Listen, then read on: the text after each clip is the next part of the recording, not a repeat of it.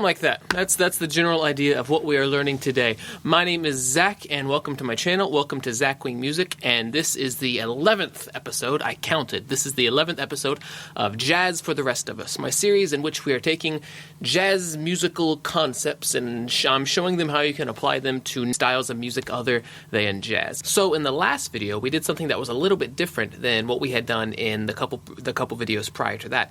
In the previous videos, I showed you how you can take a chord that doesn't make sense in a particular key and think about it in another key. So if you're playing in the key of C and a random chord pops up that doesn't make any sense in the key of C, you can say, okay, this doesn't make sense in C, but it makes sense in, F. So I'll think about it in the key of F. But in the last video, I showed you how you can use the Locrian sharp 2 to play on top of half diminished chords. And when you're doing that, you're not really thinking about that half diminished chord, that weird half diminished chord, as belonging to another key. You're just thinking about, hey, what notes sound good with this chord? Here's a chord.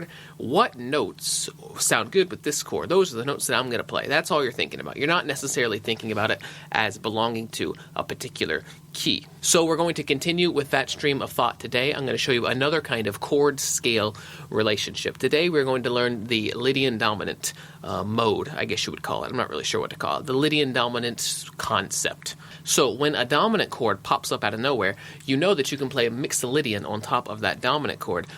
It'll sound pretty good. You know that because you've watched my previous videos. And if you haven't watched my previous videos, you need to go watch them, or else what I'm going to be saying in this video might make very little sense to you. But like I said, let's say a C dominant comes out of nowhere, and you're like, hey, I don't really know what to do with that. Well, you can say, all right, so I don't know what to do with it in the key that we're in, but I can think about this C dominant chord as being the 5 of F.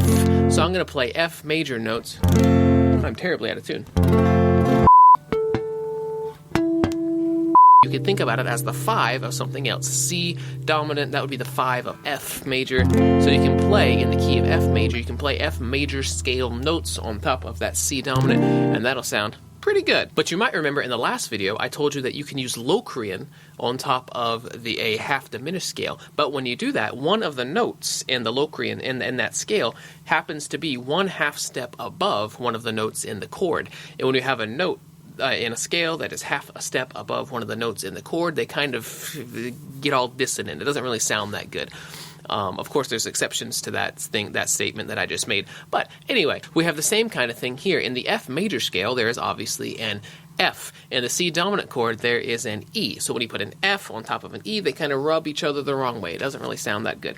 It will sound good in a lot of contexts, but there will be some contexts where doing something else might sound better. And that something else is what I'm going to teach you today, where the Lydian dominant concept comes in. Rather than doing what we did in the last video, where we just changed a note and then played those notes, I'm actually going to come at it from a different angle today because I think that will be helpful. So let's start with our chord. Let's start with our C dominant chord, our C dominant 7 chord. What notes make up a C dominant 7 chord? We have a 1, a major 3rd, a perfect 5th, and a minor 7th, or a dominant 7th, or whatever you want to call it, 10 steps above the root note, whatever that's called.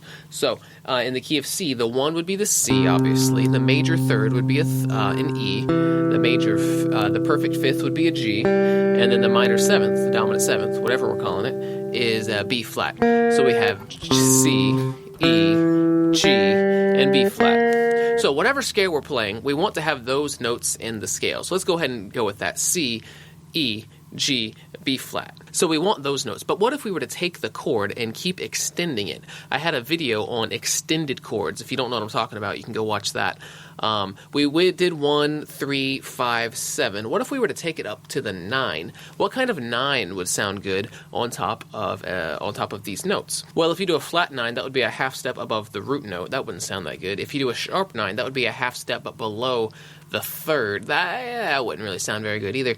Unless you're going for like an altered dissonant kind of thing. That's not what we're going for right now. So the kind of 9 that would sound good on top of these notes is just a normal 9, which would be a D. So it's not a sharp 9, it's not a flat 9, it's just a plain old 9. So now we have C, E, G, B flat, and D. That's 1, 3, 5, 7, 9. But what if we were to keep going? What if we were to go from 9 to the 11? What kind of 11 would sound good on top of this? Well, a normal natural 11 would be an F. But we already know that an F is a half step above the third degree of the chord, the third of the chord, so that won't really sound very good.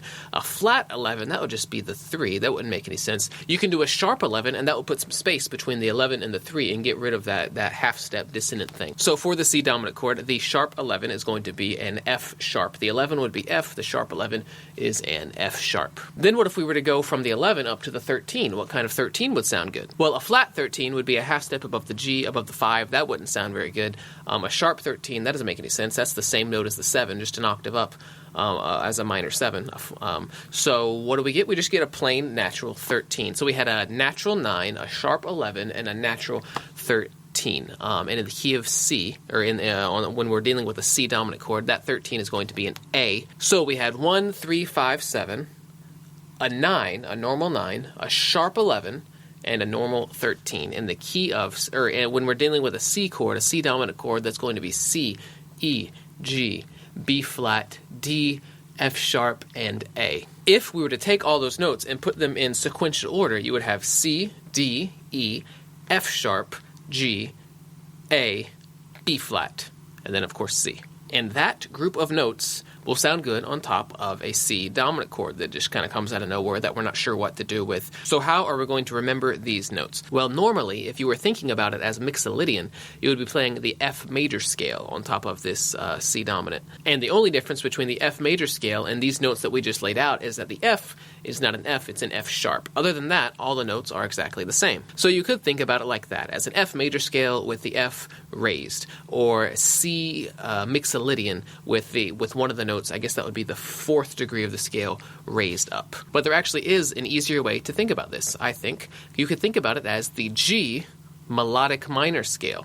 We know that a melodic minor scale is just the major scale with the 3 flattened, with the normal 3 that occurs in a major scale flattened. A G major scale would be G, A, B, C, D, E, F sharp, G. But here we're taking that B and flatting it to make it a B flat, to make it a melodic minor scale. So you have G, A, B flat, C, D, E, F sharp, G, which is all the exact same notes that we played, all the exact same notes that we said would sound good on top of the C dominant chord. So while playing an extended, unaltered C dominant chord, you can solo using a G melodic minor scale. And the relationship between the chord being played and the scale being used is Lydian. You could think about the C as being the 4th of something in order to find the right scale. So C is the 4th of what? It's the 4th of G, so you could play the G melodic minor scale. Thus, they call this Lydian dominant. Like I said, it's the same thing as the Mixolydian mode, but one note is different. So with whatever song you're playing, whatever you're doing, whatever solo you're playing, you can try your Mixolydian mode, you can try your Lydian dominant mode and see what you think sounds best. So now I'm going to play a little bit. I'm going to give you guys an example of how this might work. In order to do that, let's give you a different example. Let's not use C dominant. So let's say you have this, like, I don't know, kind of groovy funky thing going on. So you're in the key of F major, and you have this pretty, like, major 7 thing going on right here. And then after that, you have this E flat dominant chord. And I'll even make it a sharp 11. I'll make it an E flat 9 sharp 11. Good, just because I can, just because I have that liberty to do so. And it just bounces back and forth between F major 7, E flat dominant, F major 7, E flat dominant. Obviously, on the F major 7, you're going to play F major. No surprise there. And then when we get to that E flat dominant, like I said, think about it as the 4 of something. E flat is the 4 of what? E flat is the 4 of B flat. So you can play a B flat melodic minor scale on top of this E flat dominant sharp 11 whatever thingy, and it'll sound pretty cool. So I have recorded that particular chord progression on my looper right here, and it's going to sound like this. So there's the F major 7, 2 bars of that. I'm going to be playing F major notes on top of that. Here is the E flat dominant. I'm going to be playing B flat melodic minor notes on top of that. 2 bars of each chord. So I'm going to try to play something cool on top of this to give you guys an example of how you can use this Lydian dominant concept. And as always, the chords and scales will be on the screen. Let's go.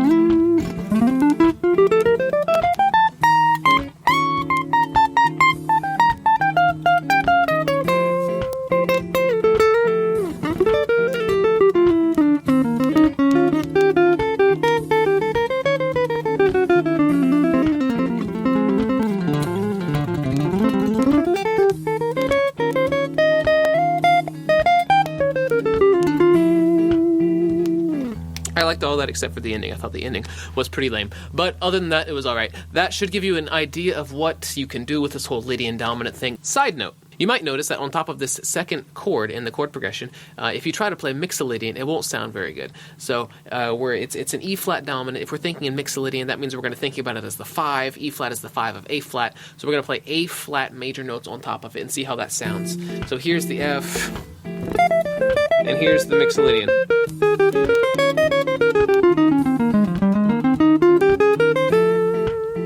Obviously, that wasn't the most creative lick in the first place, but it didn't really sound very good. Why doesn't it sound good? Well, we know there's only one note that is different between the Mixolydian mode and the Lydian dominant mode. If we're thinking about an E-flat dominant chord, that's going to be an A in the Lydian dominant and an A-flat in the Mixolydian. If we think about that A and that A flat as extensions of the scale, the A would be a sharp 11 and the A flat would be an 11, a normal natural 11. But in this chord itself, I actually played a 9 and a sharp 11 on top of the 1, the 3, and the 7. So the notes that I played in that chord were exactly 1, 3, 7, 9, sharp 11. So there was actually already a sharp 11 within this chord. So this particular chord that I'm playing is just begging for Lydian dominant. I did it because I wanted to give a good example of how Lydian dominant sounds. But not every dominant chord is just begging for you to use Lydian dominant. Sometimes it sounds better over some dominant chords in some particular context to use Mixolydian. So when you're jamming, try a Mixolydian, try a Lydian dominant, see which one you like best. Sometimes there's a clear winner, sometimes they both sound good. Whatever, these are both tools that you can put in your Jazz for the Rest of Us toolbox to break out and try at various times. End of side note. If you have any questions, you can write them below, but other than that, that's all I really wanted to talk about today. So if you like the video, you can click the like button, you can subscribe, you can turn on notifications, you can share me on YouTube, and you can't share me on YouTube, that's not a thing. You can share me on Instagram and Facebook. That's what I meant to say. You can follow me on both of those social media platforms. I'll put my name somewhere around here. Be on the lookout for the next video, which is going to be on the altered scale, which gets really freaking cool. So for the time being, I'm going to do a little more jamming on this chord progression, and I hope to see you guys in the next video. Let's go.